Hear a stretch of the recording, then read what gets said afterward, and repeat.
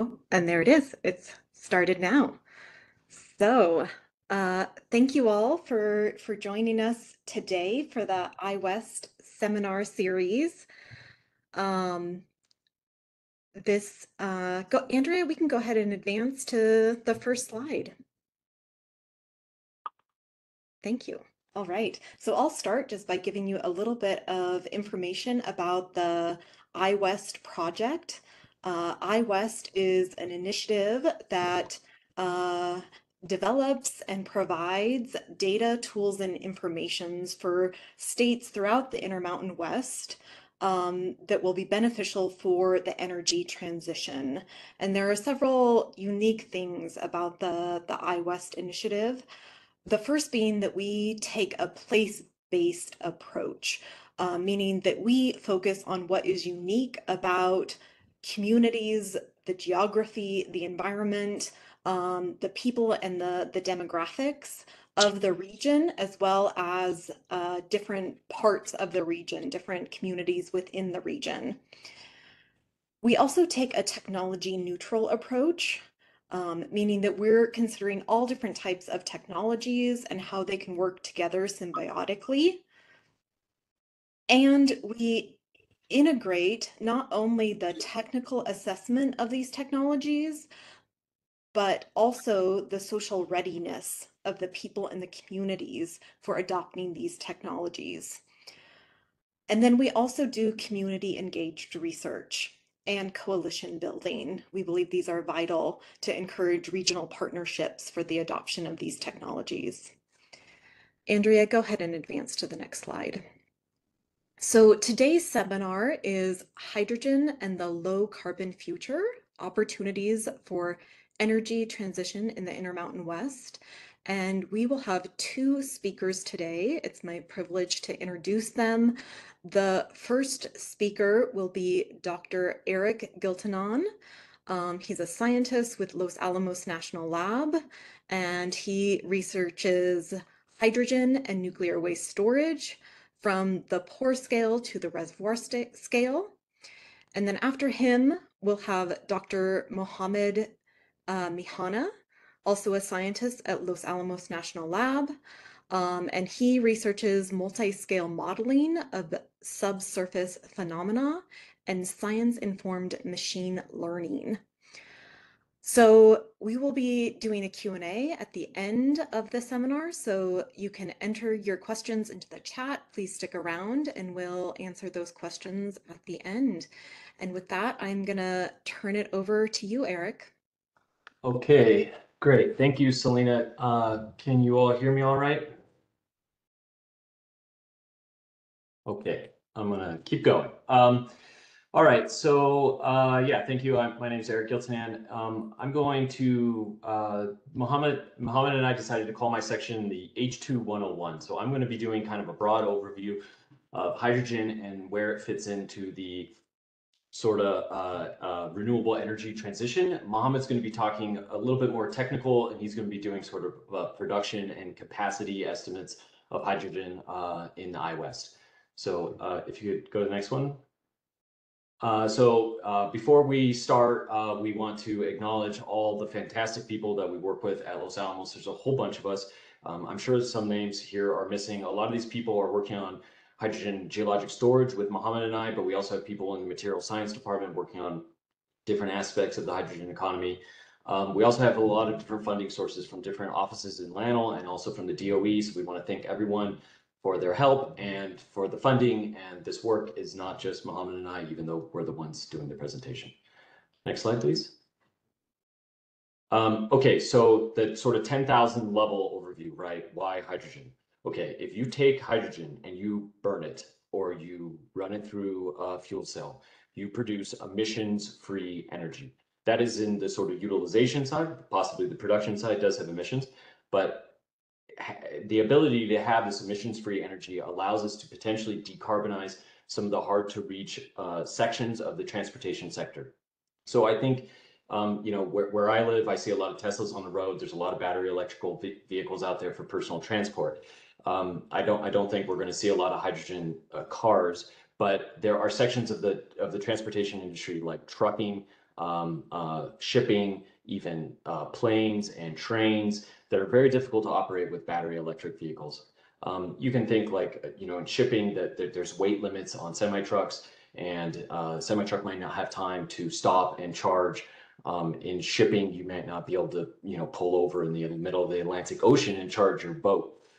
So there's a lot of, we have low hanging fruit things that we can decarbonize, but as we start reaching into the into the future and those more difficult areas, hydrogen makes a lot of sense.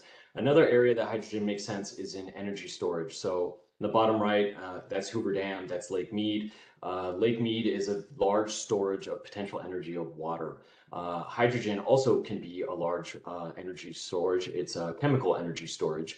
And we just need a good place to put it, something like Lake Mead, but for hydrogen. Okay, next slide.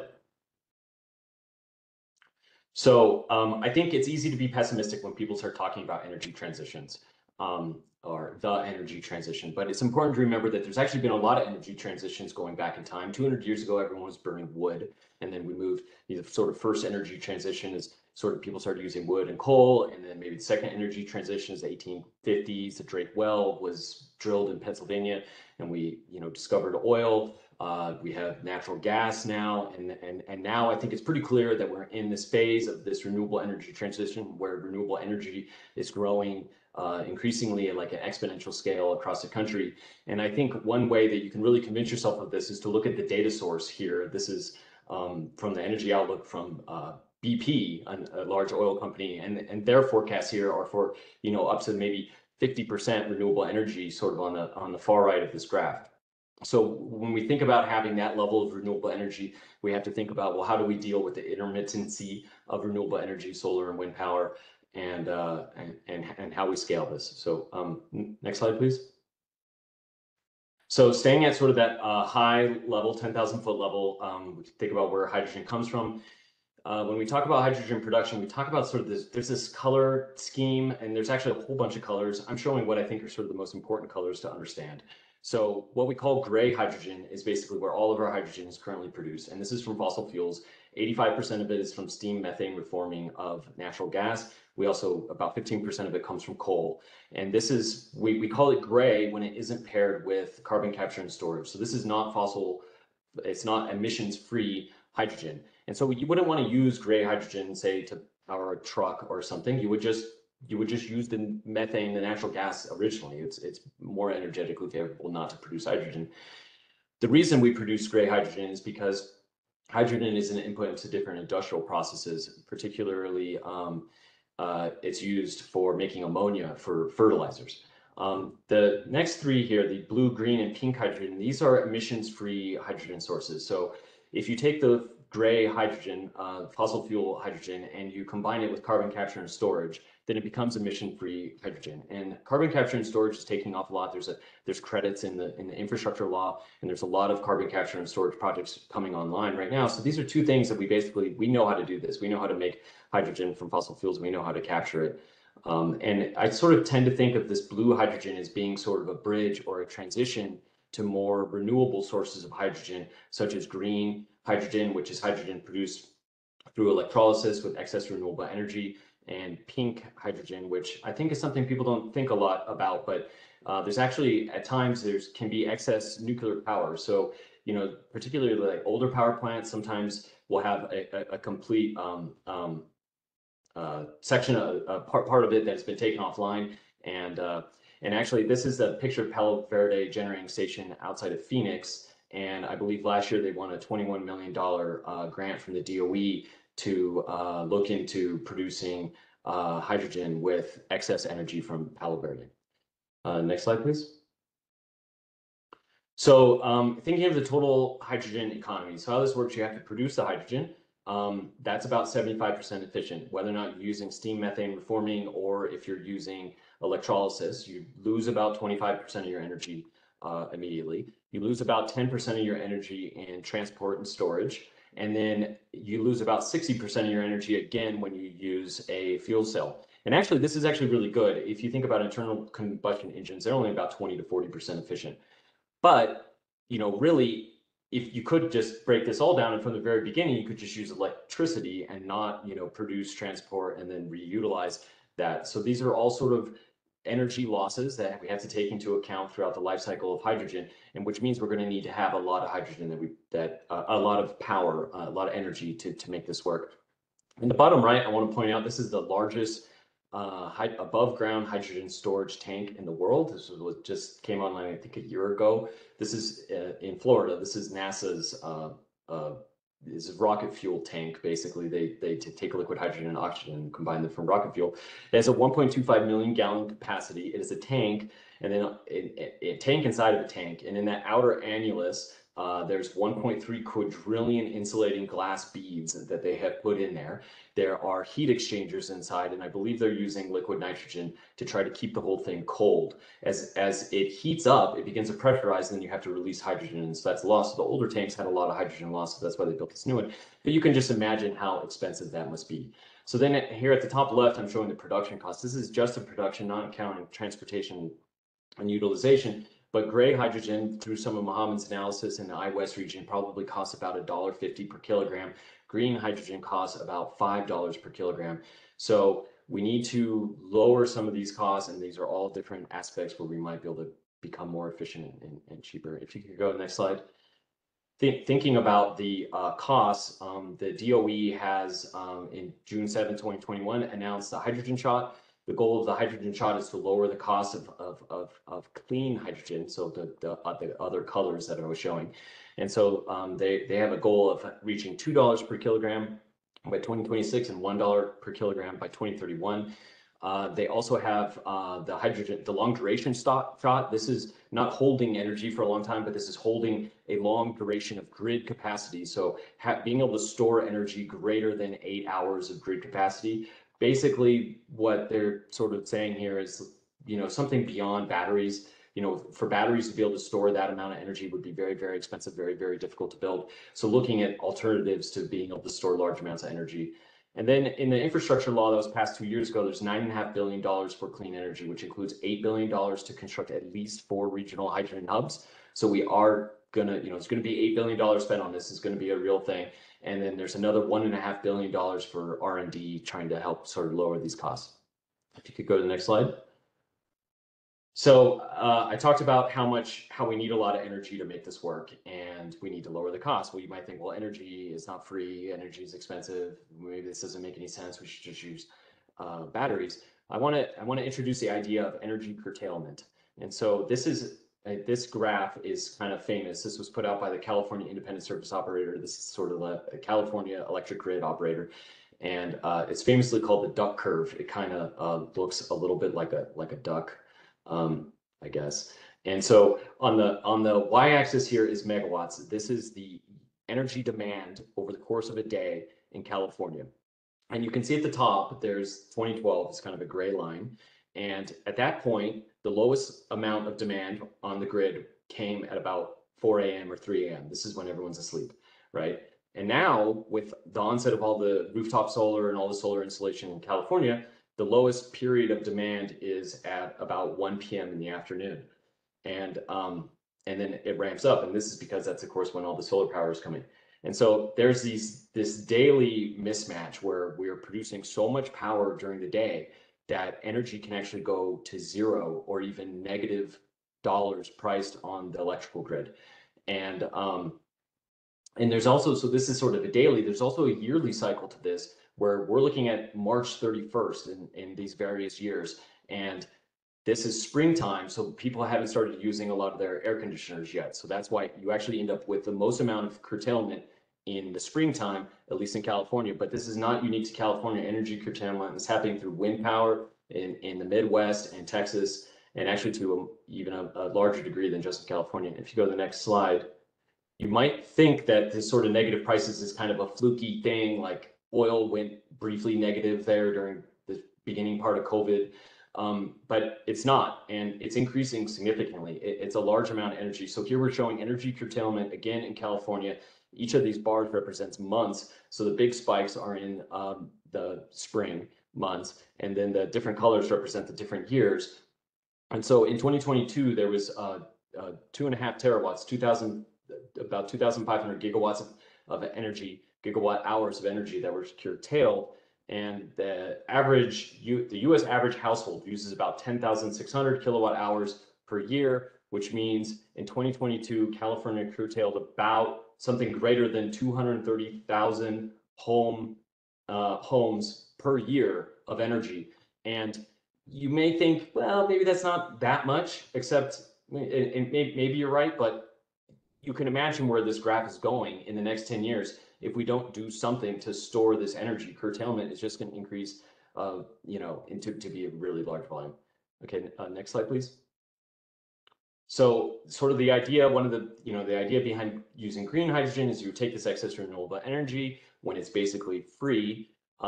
It's curtailed because it goes negative, so they shut it off. I'm not sure I mentioned that. You can actually shut off like a wind turbine with a brake, or you can just flip a switch for solar panels. So you would use that excess renewable energy. You could produce through electrolysis, you could produce hydrogen. You just need somewhere to store it. So you would store it in surface tanks, or you store it in geologic storage, and then you would use it later to power, homes and on the grid or for green transportation. Go to the next slide, please. So when we start thinking about storage, there's different types of storage. We talked a little bit about surface tanks. On the left here, sort of x-axis is the discharge power. So how much the rate of energy that these different storage mechanisms could contribute. And then on the y-axis is the duration. So how long they could maintain that rate. So surface tanks would contribute a relatively small rate of energy for a relatively small amount of time. And so I want to sort of focus on the top right of this graph where we're looking at salt cavern storage and geologic storage and porous rocks. So here we can discharge gigawatt hours of energy similar to power plant levels, and we can do it for weeks to months of time using these storage mechanisms. And I want to say that these storage mechanisms are not they're not unknown, they're not unusual. We store a lot of energy in the ground. We store a lot of energy in salt. The Strategic Petroleum Reserve is stored in salt. We store natural gas in the ground. And actually there's hundreds of different subsurface energy storage operations around the globe. And on the sort of right side, this is just the current capacity. So about 12% of the subsurface storage is in salts, and then the other about 90% or so are in saline formations or depleted oil reservoirs. If you could go to the next slide. This slide is just showing the different sort of pros and cons of the different subsurface storage mechanisms. On the left, we have sort of a diagram of what salt cavern storage looks like. We can store, this is actually a proven concept. There are 3 salt caverns in domes that have been operated for I think 40, some different time periods, but up to, I think, 40 years. For the longest one in the United States. And so the sort of capacity of these things is a little bit smaller than the saline aquifers or the depleted oil reservoirs, but it's a proven technology that we know how to do. We know it has relatively low risk of leakage. Salt is very, very impermeable. There's some questions around bedded salt where, in the domes, you can stick to just a pure halite zone, but in bedded salt, you have to cross the different layers. There's a lot of uncertainty about saline aquifers and depleted oil reservoirs still. We know we can do this for natural gas and oil and other gases like CO2. However, we don't know if the cap rocks, say for methane, which is a much larger molecule, if they'll be satisfactory for hydrogen. There's also some issues around the geochemical reactivity of hydrogen and the microbial activity when hydrogen is around. So if you could go to the next slide. So at Los Alamos, we have a lot of different projects looking at these different issues. I would say these sort of first 3 here are projects that Mohamed and I are heavily involved in. We are looking at the fundamentals of storage in porous rocks, looking at the cap rock integrity, geochemical reactions, things like that. I'm also leading a project looking at bedded salt storage, and Mohamed is heavily involved in a lot of work looking at the hydrogen economy in West. These final 2 things are things that I'm not involved in, but I want to point out because Los Alamos has a long history of doing fuel cell and electrolyzer work. And actually that fuel cell that I showed earlier is a recent prototype designed at Los Alamos. The million-mile fuel truck is looking at the long-term usage of degradation of fuel cells over time and seeing if we can design things that can withstand up to 1 million miles of use in a full-scale truck operation. And with that, I am done, and I'd like to pass it over to Mohamed. Thanks, Eric. I hope you hear me well. Great. So as we learned the importance of hydrogen economy in energy transition, in this section, we will try to discuss what is the I-West resources and the characteristics that can support the hydrogen economy. So our hope is that we can leverage these resources in order to design like equitable and efficient energy transition pathways to carbon neutral economy. So hydrogen storage is an integral part of the hydrogen economy. We need to know how to store hydrogen. And as Eric discussed, geological options are the only ones that have the capacity at the scale required to decarbonize the economy. So as we see here, I-West has a lot of resources for hydrogen geological storage, depleted gas, salt cavern, and saline aquifer. So in the following slides, we will discuss little bit more in details about this estimation and how we come up with these numbers. So next slide, please. So here we will start with the depleted gas reservoirs because we have a lot of history with how to produce natural gas. So here our workflow is very simple. We assume normal hydrostatic pressure and temperature gradient, and we assume that the cumulative gas produced from under the ground is a proxy for how much space we have under the ground for hydrogen. So whatever we produce, we will be able to inject. We have another assumption using that the cushion gas, or the gas that will encompass the hydrogen, is making up 50% of the total pore space. So using this workflow, we can estimate how much how much hydrogen we can store in the depleted gas field. Next slide, please. And we applied this workflow to 27 depleted gas field in the I-West region. And as we see, we have a lot of resources that is suitable for hydrogen geological storage and spread all over the states. I just want to highlight here that, like when we look at the range now, we have sites which is like less than 200 kiloton, and we have sites which are more than 600 kiloton. This includes like the Permian, Wattenberg Field, and Green River Field in Wyoming. So next slide, please. So this was about the depleted gas. So the second component here is the salt formations. So usually we encounter two types of salt, domal salt or bedded salt. So for the domal salt, we can develop this cylindrical shape cavern, the one that we see on the left. And for the bedded salt, we can develop this pancake tower shape cavern, the one that on the right, because we have like clay layers in the middle.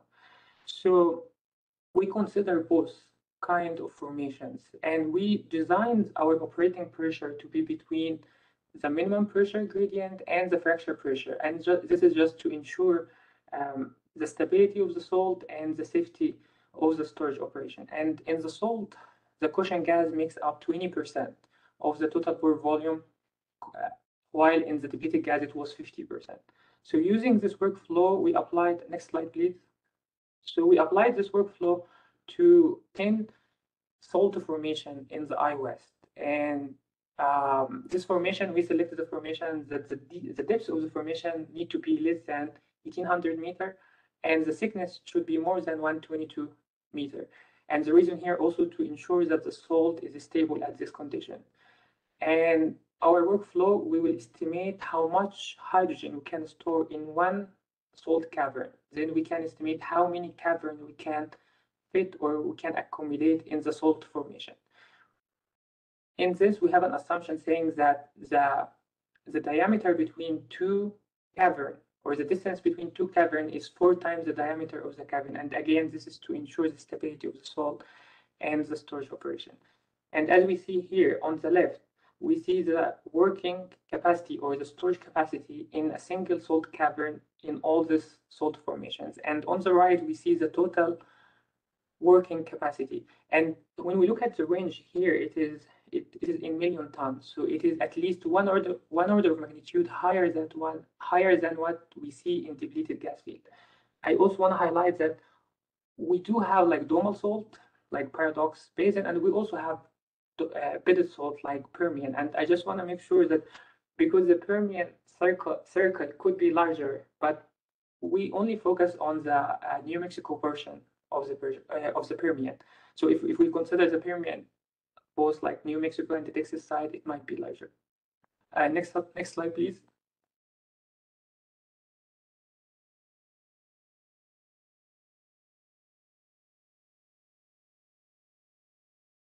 Uh,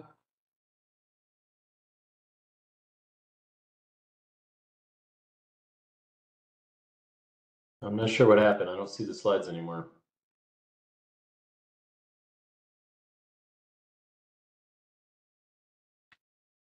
I can share from my side if. Oh, coming back. Okay, sounds good. So yeah, so here we are. So we estimated the storage capacity in depleted gas. We estimated the storage capacity in saline aquifer. Now we are looking at saline aquifer. So saline aquifer, the methodology that we use for saline aquifer share a lot of similarity, similar to depleted gas field. But over here, the cushion gas makes up 80% of the total pore space compared to 50% in depleted gas. And we only store in 10% of the available pore space. And this, again, to ensure the safety of the storage operation and to avoid any over pressurizing of the saline aquifer. So using this methodology, next slide, please. So we applied this to top 12 saline aquifer in the Intermountain West. And when we look at the range here, it is less than 500 to more than 1,000.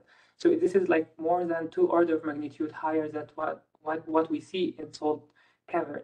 But here's something that we need to know. With this unlimited capacity for storage, there is limited knowledge about the site characterization and the sealing strength. So this is, with saline aquifer, we need to be, it needs some work to better understand the site characteristics and the sealing strength.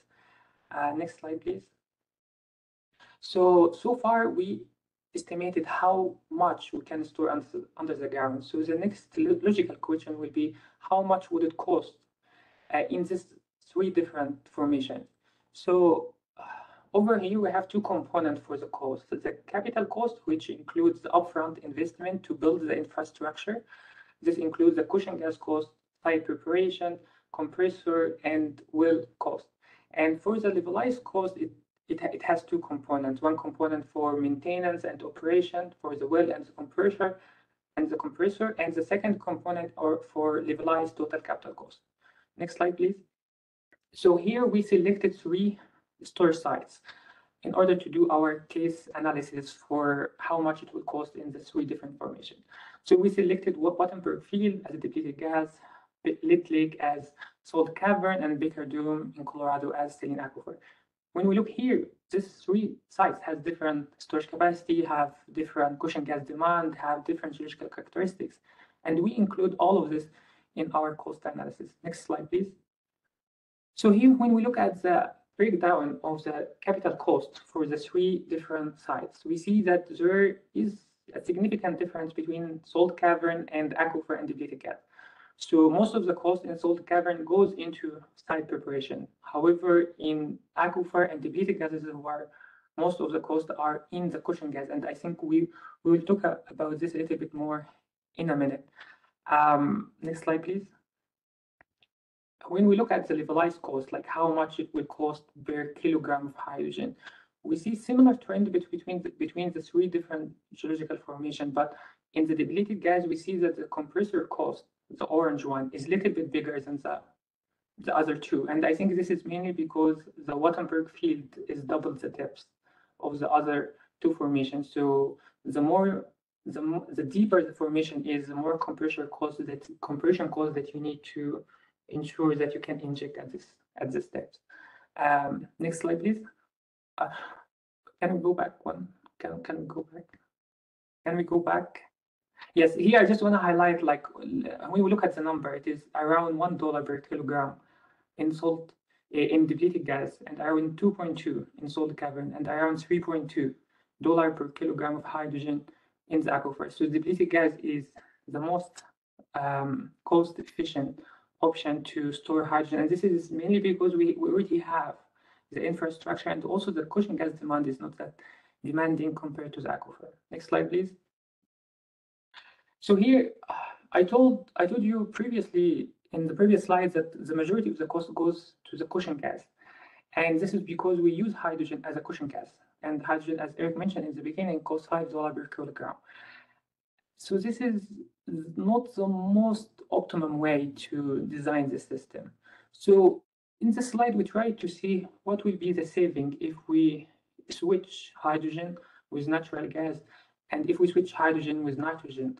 So in this case, we see that around 10% saving in the case of depleted gas and around 35% saving in terms of saline aquifer.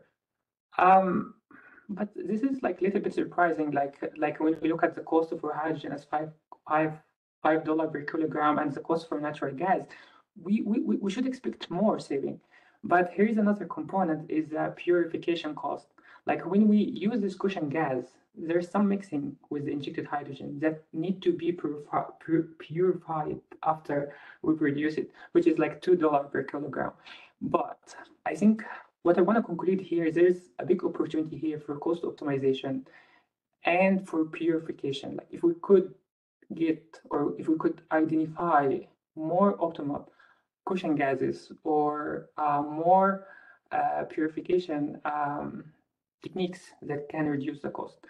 Second thing here is that we try to be very, very conservative with our analysis. We assumed like 20%, 50%, and 80% cushion gas demand. This not might be the case in each site. So some optimization and site characterization is important, and it might reduce the cost down.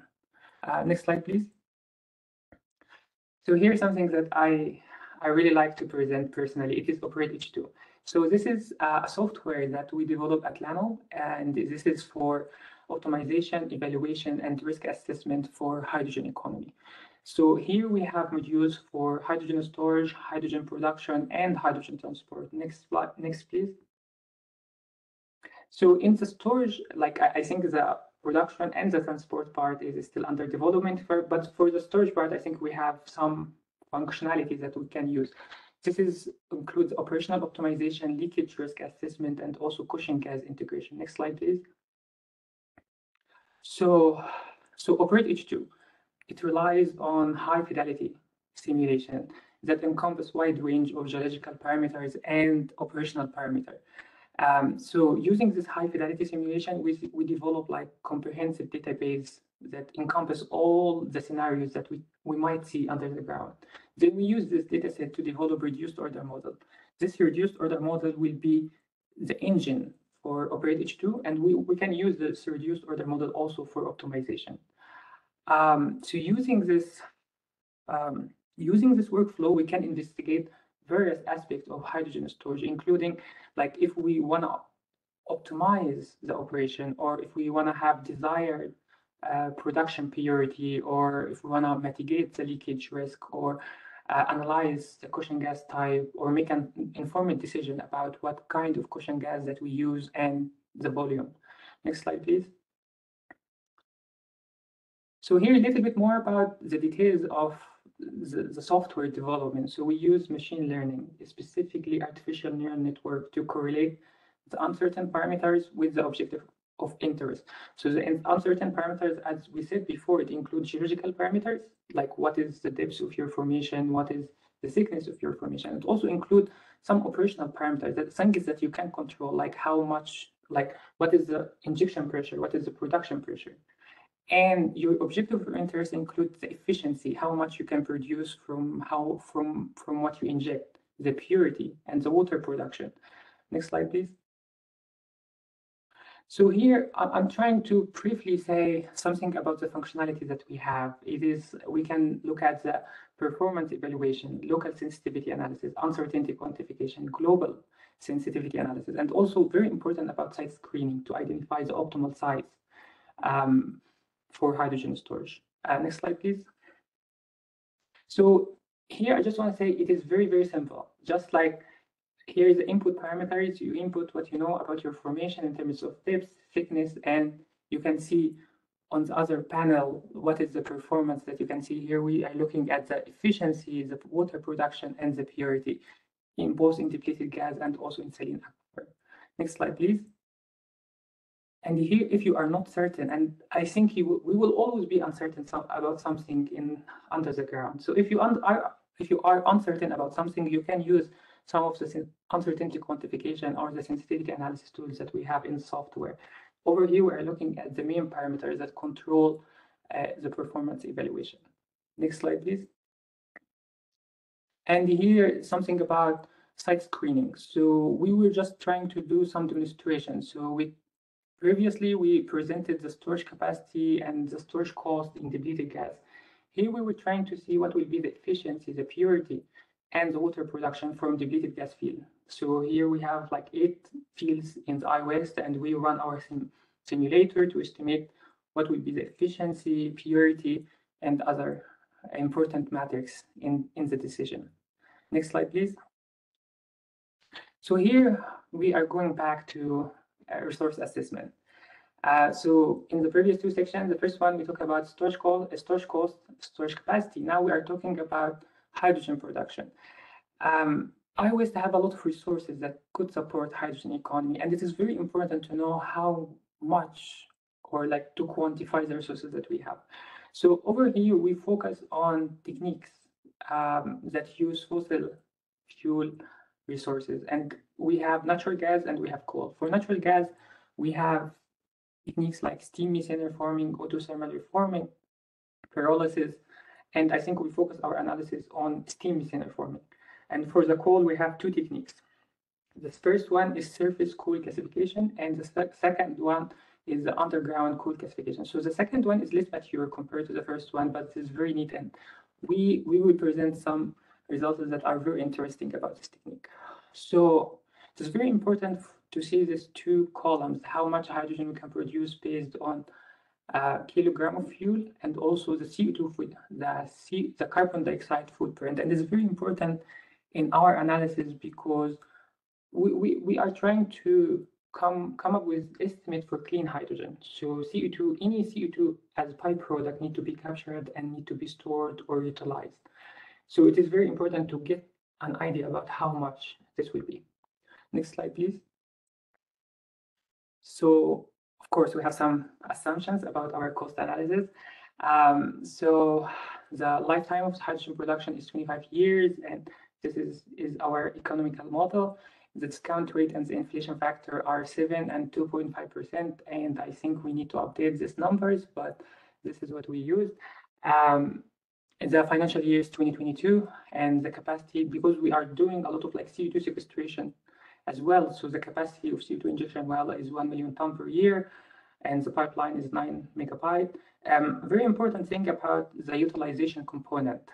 CO2 still could be used, and what we consider in this analysis is chemical utilization, if we can convert CO2 into formic acid, and how this revenue could help the economics of the process. But something here is that like the formic acid market is like if we converted all the CO2 that we have, it might like saturate the market. So we limited with how much is the formic acid demands that we have in the iWest region. Next slide, please.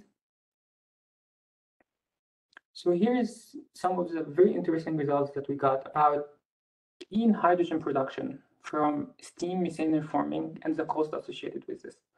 So as we see, we have a lot of resources in terms of natural gas, and also this natural gas could be converted to hydrogen. And as we see the distribution, it is all over the states except Arizona. And we also see the range, it goes between less 1 million ton to more than 5 million ton. And we have like top 3, which are the Permian, Denver, and the Green River in Wyoming, Colorado, and New Mexico. So this is very, very interesting to know that we do have supply if we need to produce hydrogen. The second thing is when we look at the breakdown of the cost, we see that the majority of the cost is in the SMR unit. And when we look at the levelized cost, we see that the majority of the cost is in the variable operational cost. And this is purely driven by the price of the fuel. So if the natural gas price is high, this will be high or something like this. Next slide, please.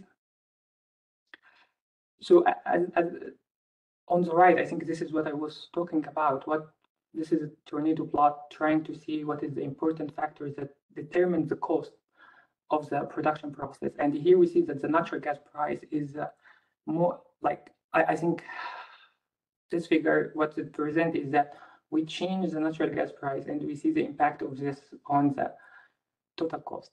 So as we see here, natural gas price and inflation factor are the main dominant factor in estimating the cost for hydrogen production. Okay, but the one on the left is more interesting because when we look at this, we have like 4 different scenarios. So we are looking at the levelized cost of hydrogen. So how much it costs to produce hydrogen, and we have 5 scenarios. The first one, as Eric was saying, this is a gray hydrogen.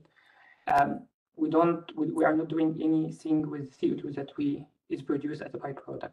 And as we go forward, now we have CCUS with 90% capture rate. The cost goes a little bit higher. And when we say we will capture 99% of the CO2, the cost goes a little bit higher. Then the other 2 on the right, are very, very interesting because this is the hydrogen credit. So as we do have like CO2 sequestration credit, we have also hydrogen credit for clean hydrogen production. So when we apply this credit, the economics of the process became very, very attracting.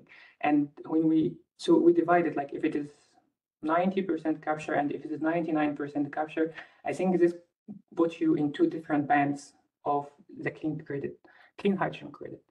And if we go all the way to the right, we see that with 99% credit, actually, we can make money producing clean hydrogen. Next slide, please. So now we are looking about the coal. I always have a lot of coal resources. And here we're trying to see how much we can produce from coal. And we see a lot of like very concentrated circle in Wyoming, where there's a lot of like coal resources that could be used for surface coal gasification or underground underground coal gasification. Well, we have the same range between 1 to more than 5 million tons, and we see like 11 and 12, like Black Thunder and North Antelope. They are leading as they have a lot of potential for hydrogen production. And when we look at the breakdown for the cost, we see that the majority is also in the coal price, like how much it will cost to produce the coal. Next slide, please. We did the same analysis similar to natural gas, and here the analysis is not very promising compared to what we have for natural gas. So in natural gas, if you remember, we can do it with 1.5. Here we need it costs 2.6 in order to produce gray hydrogen.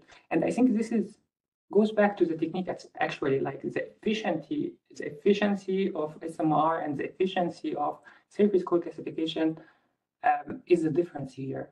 And also when we look at the tornado plot, we see that the coal price and the inflation factor are very important factor in estimating the levelized cost. Next slide, please. This is something that it is less mature, but I really, really hope it works. So this is underground coal gasification. So we don't need to produce coal to the surface and do the process. We can do the process under the ground. There is a lot of like moving pieces, but I think we are getting there. So here we have 2 wells, an injection well where we inject like oxygen and another well which will produce hydrogen, and we do the coal gasification under the ground. So this is very interesting, and also it is supported by the economical analysis. Like when we look at how much it will cost to produce hydrogen from without CCUS and with CCUS and with the hydrogen credit, it becomes very, very interesting process. And also when we look at the breakdown now, previously most of the cost was going into the value of the fuel, like how much natural gas or coal will cost, and based on this, the levelized cost will be. But here, most of the cost going into the capital cost, which makes sense because we are not producing the coal, we are doing the process under the ground. So this is very, very interesting. Next slide, please. So I think we can talk about hydrogen production without talking about produced water. And this is actually like ongoing research that is going on in Los Alamos. So this is just like snapshots. The message that I'm trying to say here is that we have a lot of produced water all over the I-West. This is around like 600 million cubic meter of produced water. 1/3 of this produced water is just disposed and injected back again under the ground. And it costs money to dispose it. And what we are trying to do here is trying to find economical value for this produced water instead of just like wasting it and injecting it back under the ground. So we come up with few scenarios for like the figure on the right corner. When we look at the cost versus the three different options, we have like irrigation, hydraulic fracture, or hydrogen production. And we looked at three different basins because the salinity varies and the treatment cost will vary based on the salinity. So if we have low salinity water, we can just use it for irrigation. And if we have high salinity water, we can just treat it with a little bit of money and use it for hydraulic fracture. Or very interesting that we can treat it actually and use it for hydrogen production. There's a lot of like the water demand in the I-West, and if we could elevate some of this demand on the fresh water, so it will relieve some of the stress if we could use produced water for this regard. Next slide. This is last slide. So okay, so here this is something that I want to conclude with is that like there's no energy transition without looking into the regional resources and the characteristics and how we can leverage these resources and the design energy transition pathway. So here we try to do like we've listed all the hydrogen clean production sites potential and also the hydrogen storage sites and CO2 sequestration site and also densely populated region in the I-West, and we use this as like a proxy for the energy market. So using this holistic point of view, we can pinpoint location where we can have like hydrogen hub. And we also, it's very important to have this map in our mind when we design hydrogen infrastructure, because it will be leveraging these resources. And yes, so I think this is where I will end. So next slide, please. Thank you so much. And happy to answer any questions. All right. Thank you, Eric and Mohamed, so much for those presentations and for this webinar. And we are going to enter our question and answer period now. And I see that we've got a couple of questions here in the chat, so feel free to enter more. We've got about 12 minutes here. Chris Hunter, it looks like Chris Hunter asks, do your production economics using natural gas include 45Q and H2 production tax credits? What we understand is that you can take both. You can either take 45Q or you can take the hydrogen clean credit. What in our analysis, hydrogen clean credit was more, it was better to account to take this credit instead of 45Q. Great, thank you, Mohamed. And then we had, looks like just one other question here that I think, Eric, you did answer already, but maybe we could answer it out loud too about explaining exactly what cushion gas is.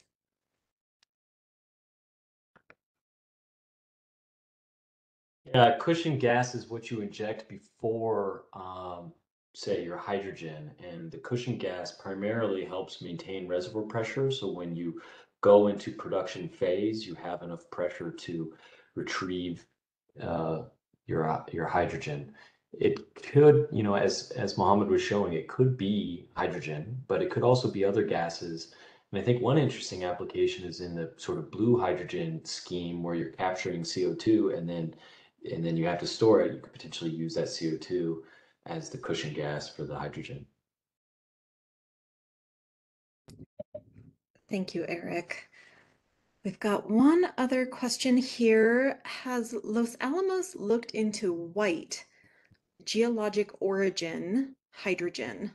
Yeah, So maybe we'll both take that one. I'm sure Mohammed has things he wants to say about it. I think white hydrogen is super fascinating, right?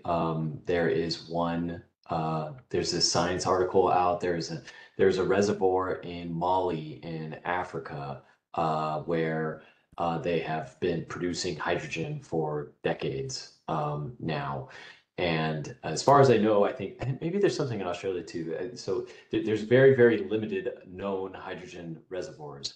However, there's a lot of question about, do others exist and we just haven't found them? Have we not been looking in the right places? Maybe they're not coincident with natural gas and oil reservoirs. Like we found CO2 reservoirs that we now mine for CO2 uses for EOR.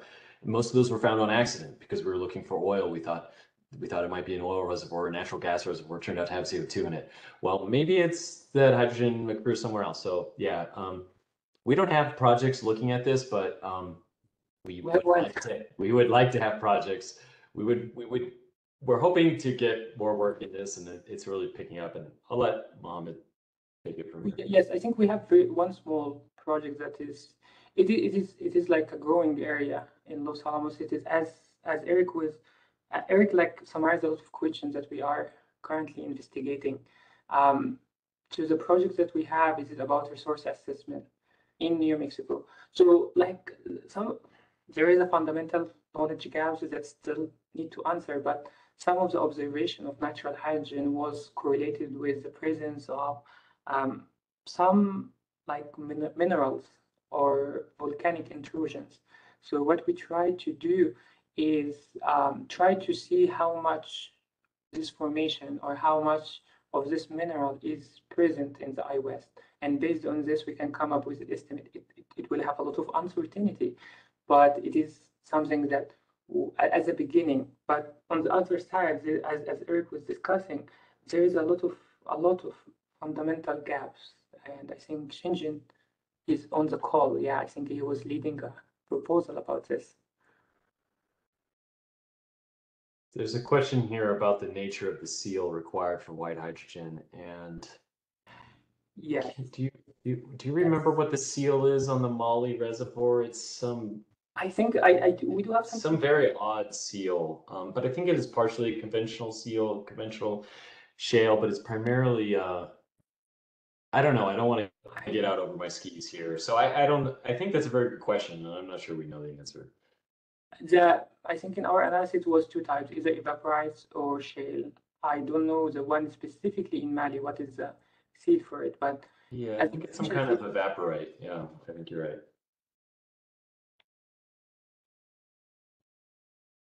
Okay, I've got one more question here. Could you please explain the difference between CO2 storage sites and H2 storage sites? Don't they largely overlap?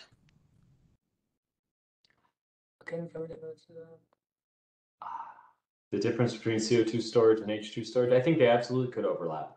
But the thing is there's still uncertainty. There is very few. There's a project where so a lot of CO2 you look at depleted oil and gas reservoirs, really maybe the most obvious place to look.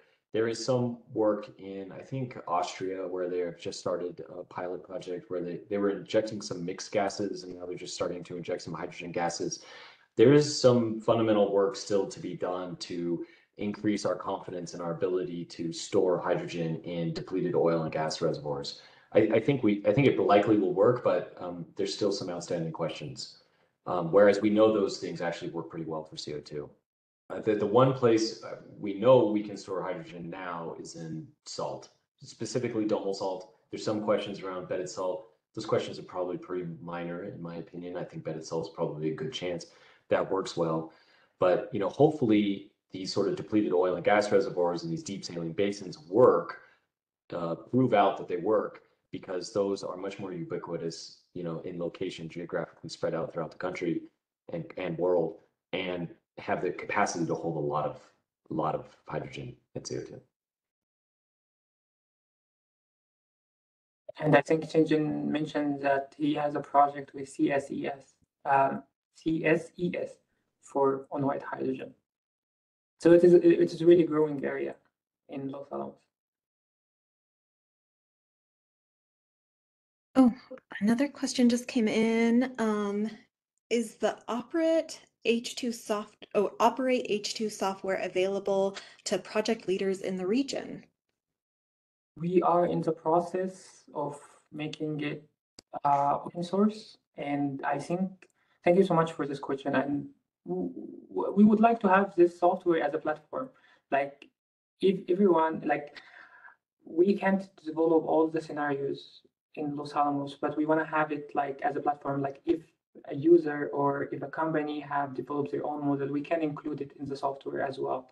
So this is, we have like some internal money to develop this software, but our plan moving forward is to put it open source and allow all the community to be able to contribute, use, improve. Feedback is very important for improving these kinds of softwares.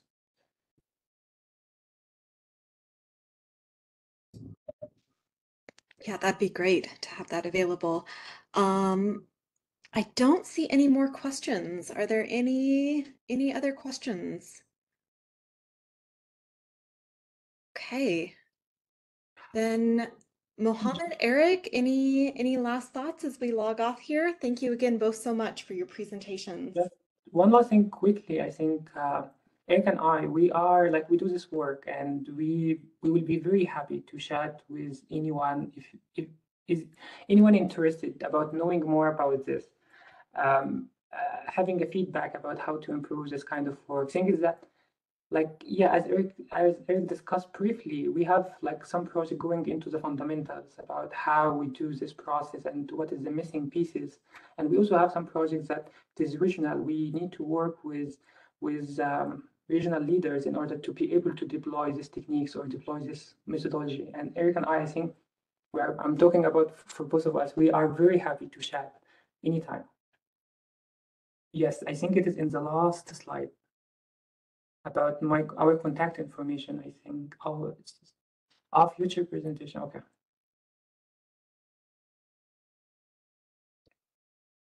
All right. Well, thank you all so much for joining us. Thank you to our presenters, to Los Alamos and to iWest. And I believe that Los Alamos will put this up on their website, this presentation and the slides. So you can look for it there, and please reach out to us if you have any questions. Thank you all again. Thank you. Thank you. Have a good day.